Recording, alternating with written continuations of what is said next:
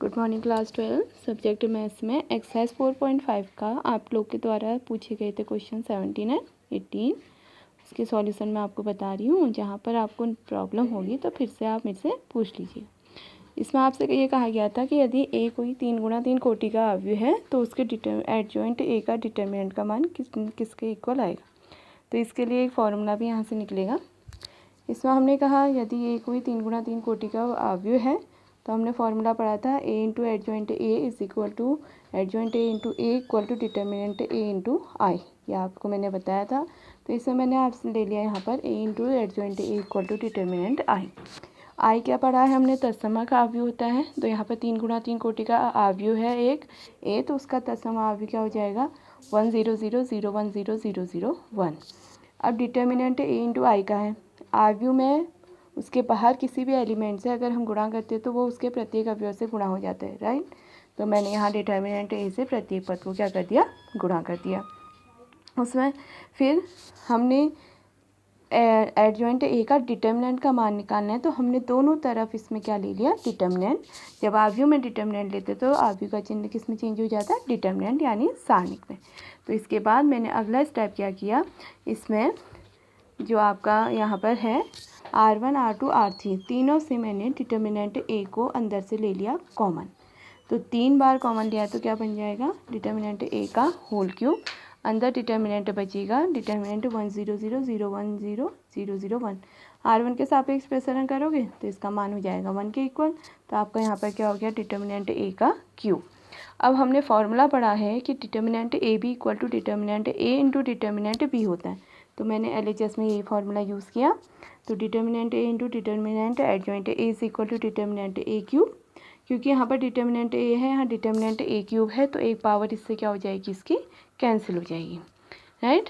तो हमने यहाँ पर क्या देखा, हमने एक अवयव लिया था ए 3 × 3 कोटि का, जिसके एडजॉइंट का डिटर्मिनेंट उसके अवयव ए के डिटर्मिनेंट का होल स्क्वायर है। यानी 3 × 3 कोटि का लिया था 3 - 1 पावर का आपके पास इसकी वैल्यू आई। तो यहाँ पर एक फॉर्मूला ये निकलता है कि यदि हमारे पास एक ए अवयव n × n कोटि का है तो उसके एडजॉइंट यानी एडजॉइंट ए के डिटर्मिनेंट का मान डिटर्मिनेंट ए की पावर n - 1 होगा। तो एक फॉर्मूला आपका ये निकला।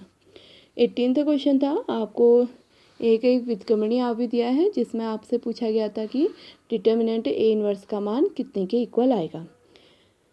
अब आपको पता है कि यदि एक 2 × 2 कोटि का व्युत्क्रमणीय अवयव है या 3 × 3 कोटि का व्युत्क्रमणीय अवयव है तो ए इंटू ए इनवर्स किसके इक्वल होता है, आई के।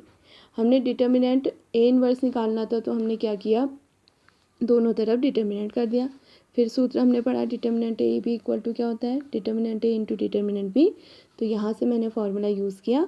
इससे डिटर्मिनेंट ए इनवर्स का मान कितना हो गया, 1 डिटर्मिनेंट ए। अर्थात determinant A inverse equal to determinant 1 determinant A. अब इसी में आगे को पढ़ते हैं। एक्सरसाइज 4.6 से क्वेश्चन पूछा गया था 15 आप लोग के द्वारा। तो उसमें देखिए आपसे क्या कहा गया था, एक अवयव दिया था ए, ये जो अवयव है ये आपको दिया है, इसका ए इनवर्स निकालिए, राइट।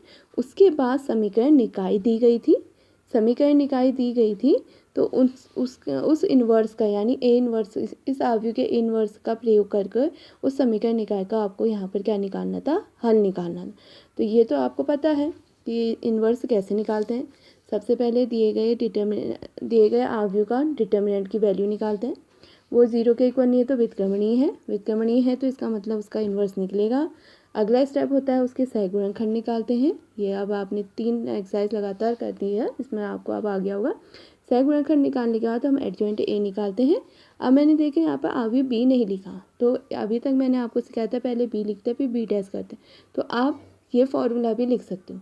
उसमें हम कहते हैं सहगुणनखंड के से बने अवयव का परिवर्त। तो मैंने इसमें डायरेक्ट ही परिवर्त करके लिख दी, A11 A12 A13 A21 A22 A23 A31 A32 A33।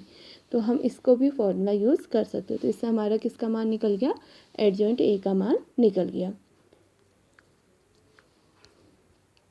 अगला एडजॉइंट ए निकालने के बाद अब यहाँ पर हमको दे रखा है कि हमने पता है कि ए इनवर्स इक्वल टू क्या होता है, 1 determinant adjoint A. Into adjoint ए। तो हमने एडजॉइंट ए का मान लिखा और -1 से डिवाइड कर दिया, तो इससे आपका ए इन्वर्स निकल गया। सही, ठीक है। अब इसके बाद आपको यहाँ पर पहले मैंने यहाँ पर समीकरण निकाय लिखना भूल गई हूँ, आप पहले यहाँ पर समीकरण निकाय लिख लेना जो आपको दी गई है क्वेश्चन, ठीक है।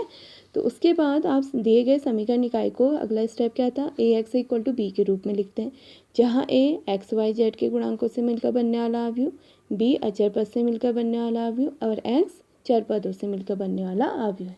तो यहाँ आप समीकरण निकाय लिखना, ए इन्वर्स निकालने के बाद उसके बाद ये स्टेप करोगे, ठीक है। उसके बाद अब हमने कहा था कि since A X equal to B होता है तो X equal to A inverse B होता है।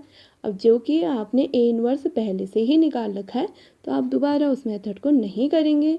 ए इन्वर्स का मान रखिए और बी का मान लिखिए, डायरेक्ट इनको इंटू कर देना, तब आपका किसका मान निकल जाएगा, एक्स वाई और जेड का। तो ये थे आपके द्वारा पूछे गए क्वेश्चन, उनके सॉल्यूशन। फिर भी जहाँ पर आपको जिस क्वेश्चन में जितना मैंने अभी तक पढ़ा दिया है, जिस क्वेश्चन में जब प्रॉब्लम है तो आप मुझसे पूछ लीजिएगा। और इसके बाद आप विविध प्रश्नावली के क्वेश्चन भी सॉल्व करना, जो क्वेश्चंस नहीं आएंगे उनको पूछ लेना। ये नहीं कि आज ही एक ही दिन नहीं मिल रहा है, आपको 1-2 दिन मिल रहे हैं विविध प्रश्नावली करने के, इसलिए उनको आराम से करिए, जो क्वेश्चन नहीं आएंगे पूछ लेना।